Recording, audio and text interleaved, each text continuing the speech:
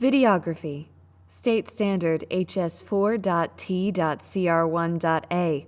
Synthesize knowledge from a variety of dramatic forms, theatrical conventions, and technologies, including rights and royalties, to create the visual composition of a theatrical work. Videography is the process of capturing moving images. The ability to effectively use camera angles, framing, and camera positioning is a powerful skill for any filmmaker or photographer to have in their arsenal. This knowledge places the power in a filmmaker's hands to portray feelings and tell stories without ever using words. Like theater, the visuals presented to the audience are as important in the telling of the story as the words the actors are saying. Unlike theater, however, a filmmaker has ultimate control over not only what the audience sees, but the perspective from which they see it. The camera itself and the way it is used becomes another element of the storytelling equal in importance to acting, scenery, costumes, and props. Every film and television show you've ever seen is made up of a lot of what we call camera shots. There are different ways of framing what the camera sees, and that's why we have lots of different shot types. A shot type is defined by how close the camera is to the subject that's being filmed. Sometimes these shots are also referred to as camera size. The subject of a camera shot is usually a character, but settings and objects can be as well.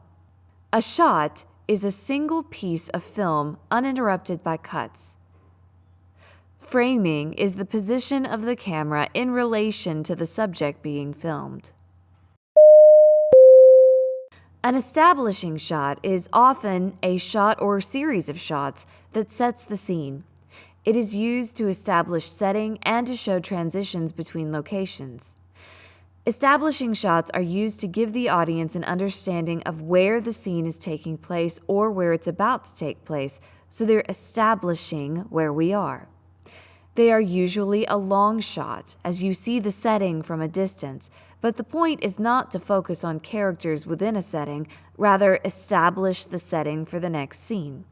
That's not to say you can't have characters in an establishing shot, but more often than not, they don't.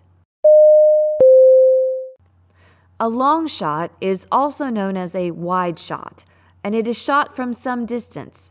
If filming a person, the full body is shown.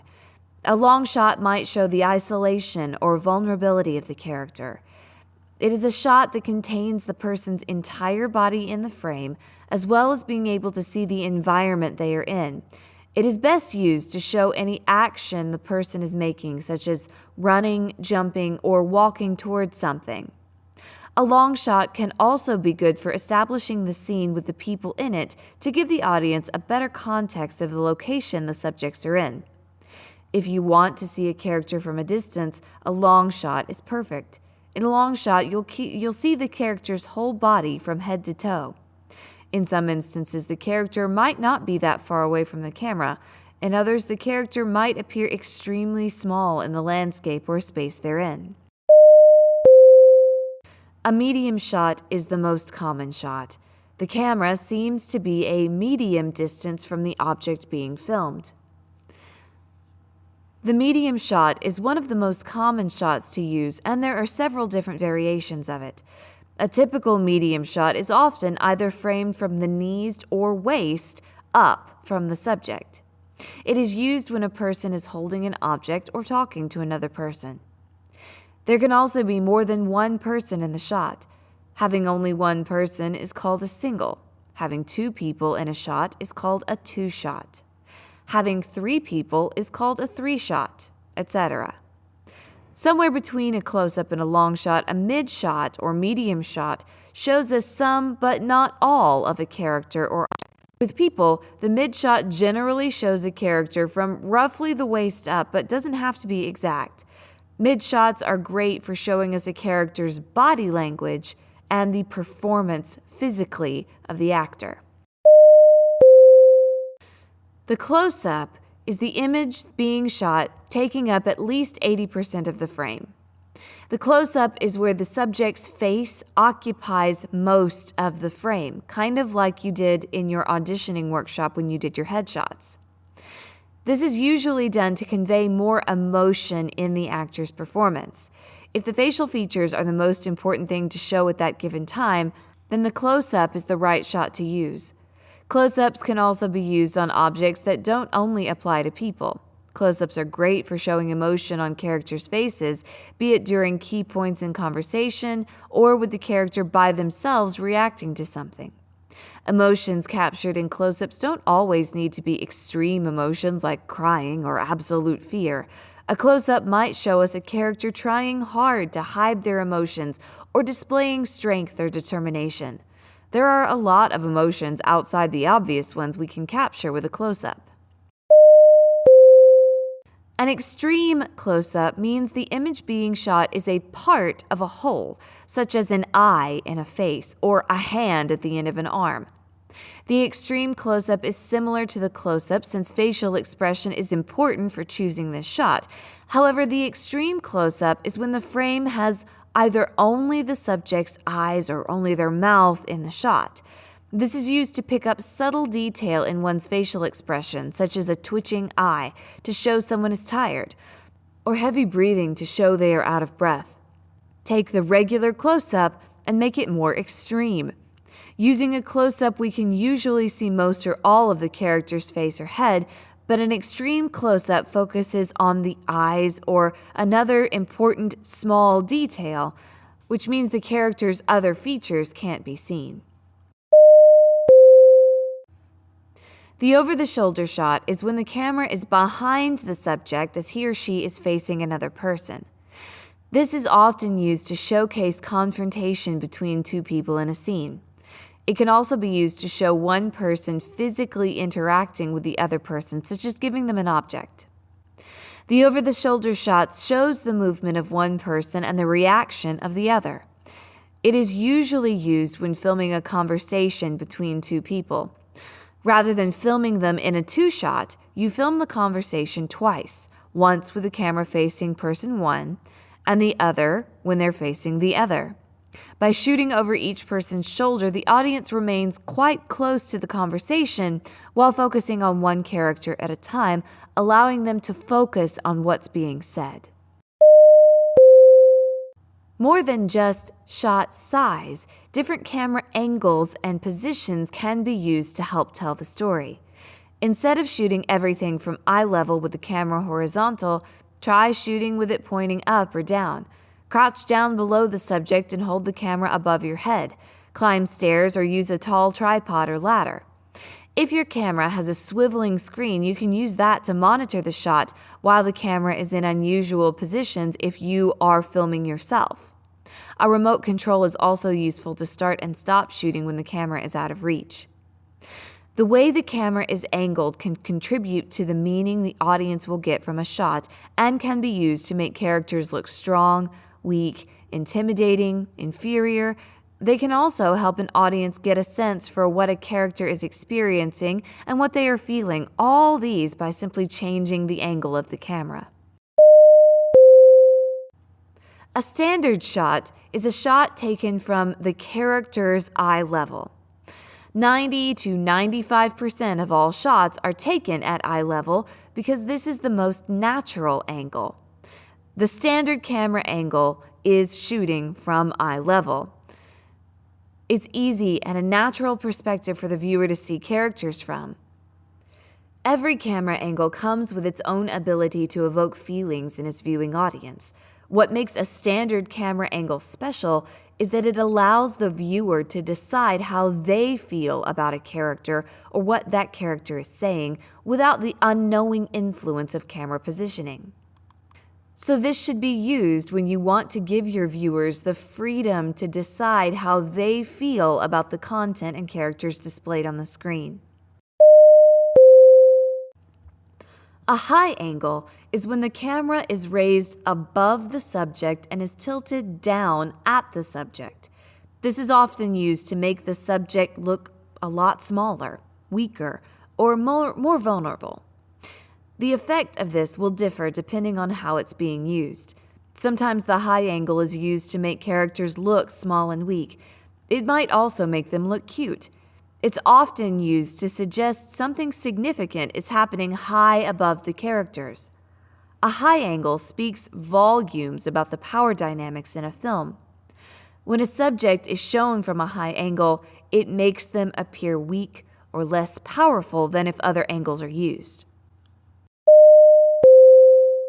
The aerial, or bird's eye, or overhead, all of those are acceptable terms, is a shot variation of the high angle. It is the extreme high angle. Instead of just shooting above the character's eye level, the camera is placed almost or directly at a 90-degree angle above the subject's head. It is used to show the subject in the location and make them feel small by comparison. A good example of using an aerial shot could be a person in a new location, or to show contrast between the subject and the environment. This is often also used in action sequences when you have to capture a lot of fast-moving action and you want to give the audience a break from a lot of fast cuts between closer-up angles. The low angle means the camera films the subject from below the subject's eye line. This usually has the effect of making the subject look larger than normal and therefore strong, powerful, or threatening. The low angle is the opposite of the high angle, and it has the camera closer to the ground, pointing upward at the subject. This effect will change depending on the intent of the director or the cinematographer. For example, looking up at a character can make them look heroic and strong, but the same angle, looking up at a character can make them look heroic and strong, but the same angle faced at an evil character will make them look scary and intimidating. Sometimes you'll see really low angle shots where the camera is looking up from the ground. This can make the character look enormous because the angle is unnatural in the sense that it's not a perspective any human would have unless you were an inch tall. Sometimes this is known as worm's eye view. It can make the audience feel that something unusual, unnatural, or even supernatural is happening. The Dutch angle, also known as a canted or oblique angle, is shot where the camera is not level, but either tilted to the left or right, putting the frame off kilter. Like an extremely low-angle shot, this angle is unnatural and can make the audience feel a little off, giving them a sense that something is not right. Often, this angle is used when a character is experiencing something unusual or distressing. The idea is usually to convey what the character is going through by making the audience experience it through an angle that might make them feel a little weird. A Dutch angle is often used in suspense or scary movies to create an uneasy feeling among those watching. To create a Dutch angle, the horizon is tilted. This shift in camera angle is very subtle and sometimes difficult for the untrained eye to see. All viewers will know that it is something eerie going on. Next, we're going to discuss different kinds of camera movement. Of course, the most common is the static.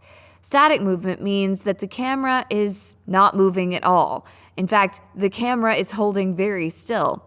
The reason, though, that we include it here is because you often will see static listed as a shot movement, so it's useful to know about, but static just means that the camera is not moving at all. Next up is a pan. So a pan camera movement means that the camera is fixed to a single location, but it can move side to side horizontally. It is used to either follow a subject as it moves from left to right or right to left through the shot, or to switch subjects in the frame. It helps the audience follow the action or the main focus of the shot as if they were spectating it themselves. Sometimes a pan can be used to reveal something that the character has been able to see, but we, the audience, have not yet seen. Or, conversely, turn the audience's attention away from something we've been focused on and draw our attention to something new.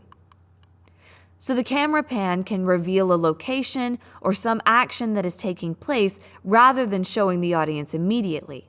There are a variety of ways you can use it. A tilt is very much like a pan, except that instead of moving left to right horizontally, the camera moves up and down vertically while still being fixed to a single location.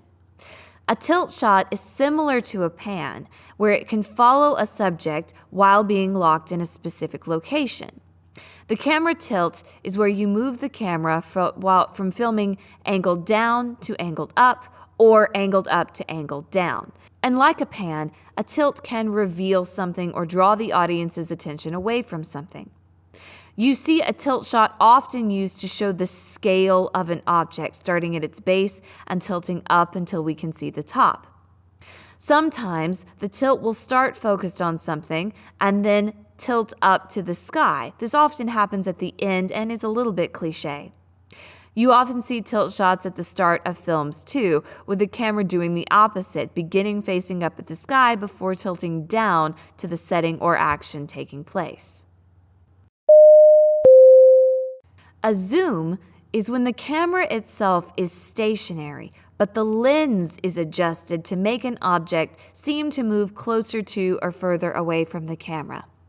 With this technique, moving toward a character often precedes a personal or revealing moment, while moving away distances or separates the audience from the character.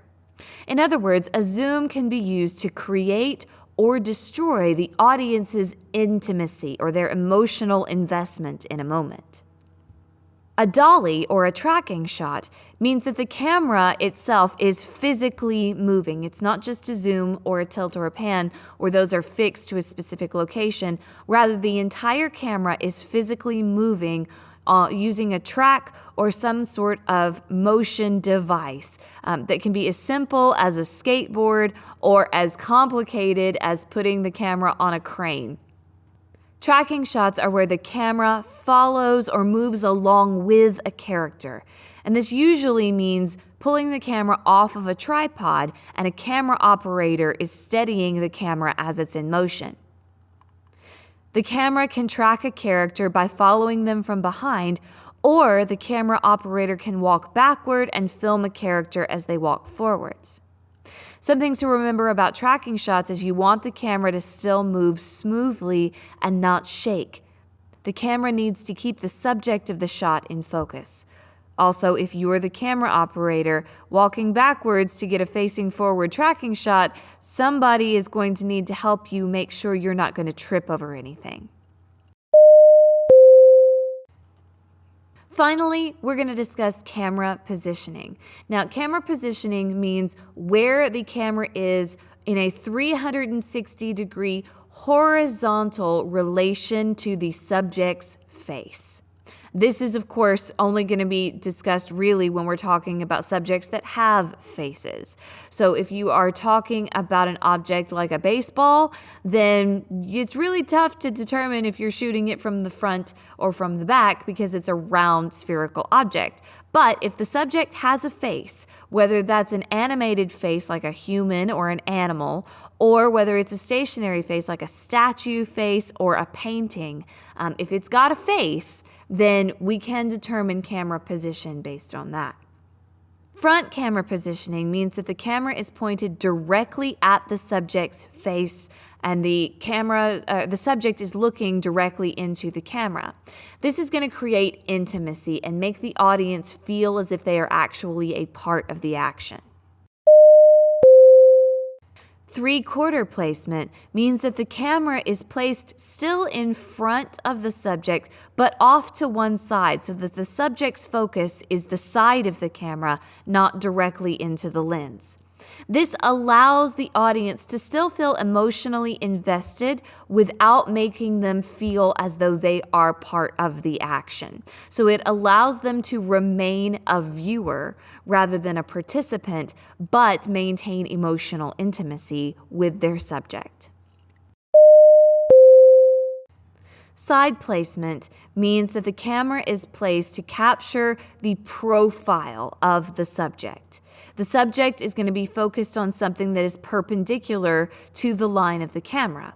This is going to create objective distance for the audience. This is going to allow us, it feels a lot more like looking at something on a stage, where we are looking at it strictly as observers and we are not part of the action at all. There is no emotional intimacy. While we may be invested in seeing what happens next, we're not necessarily emotionally invested with what the character is feeling.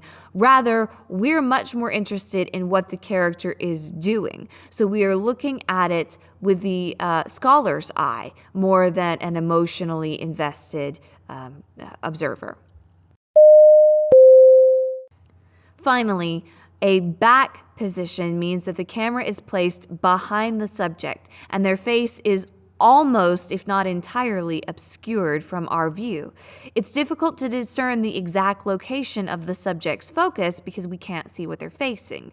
Usually, we're going to use a back placement or back positioning to create a sense of vulnerability around the subject, as if we are watching them and they have no idea that we're there, and they wouldn't necessarily be okay with being observed in what they're doing. So it creates a sense of danger for the subject. So each of these camera angles and movements and positions and the different kinds of shot framing are going to be combined in a variety of ways to help us tell our story. As we move forward, refer back to this PowerPoint if you need to remember what each particular shot is used for.